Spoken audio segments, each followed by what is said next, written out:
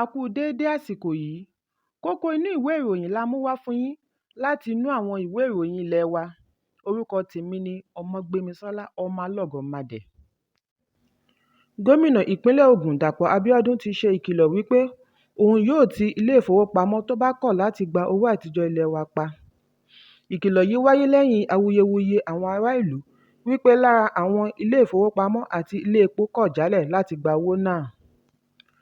Àná òde yìí ni Abíọ́dún ṣe ìkìlọ̀ náà nígbà tí ó ń bá àwọn ará ọjà Kampala tí ó wà ní Ìtòkù ní Abẹ́òkúta sọ̀rọ̀. Ó tẹ̀síwájú wípé níwọ̀nba ìgbà tí kò tíì sí owó tuntun, owó àtijọ́ ló kù tá ó máa ná.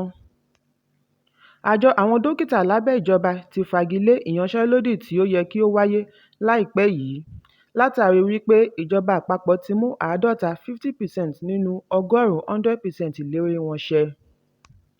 Ẹ̀kúnrẹ́rẹ́ àwọn ìròyìn wọ̀nyí wà nínú ìwé ìròyìn The Guardian tó jáde lónìí.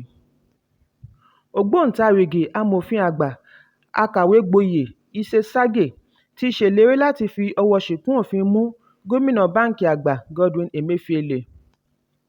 Amòfin náà sọ wípé òun ní ìgbàgbọ́ pé bí Emefiele bá lo ọjọ́ díẹ̀ nínú ẹ̀wọ̀n, yóò mú kí ó mọ ìrora àti ìdààmú tí àti ṣe owó náírà ti kó bá ọmọ Nàìjíríà.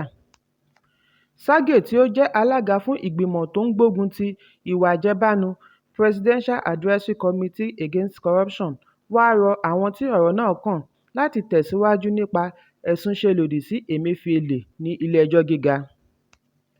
Àkàgbádùn ìròyìn yìí wà nínú ìwé ìròyìn The Nation. Àwọn ẹ̀ṣọ́ láti ẹ̀ka ìpínlẹ̀ tí a mọ̀ sí Department of State Services DSS ni a gbọ́ wípé wọ́n ti ilé ìgbìmọ̀ aṣòfin àgbà pa.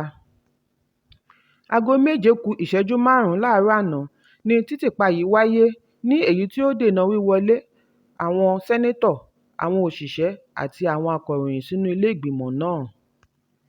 Ẹ̀kúnrẹ́rẹ́ ìròyìn yìí wà nínú ìwé ìròyìn This Day.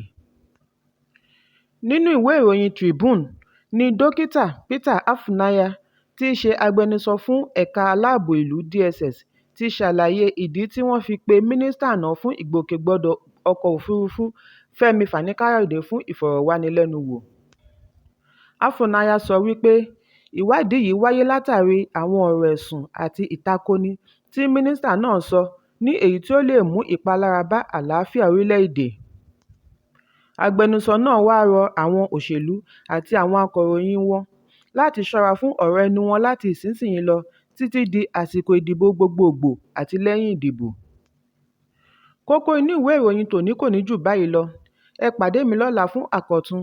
Kí a tó lọ, ẹ má ṣaláì fi àríwísí yín ránṣẹ́ ìyẹn comment kí ẹ sì bá wa subscribe sí ojúnà wa lórí YouTube kí kókó inú ìwé ìròyìn lè máa tẹ̀ yín lọ́wọ́ ní kíákíá.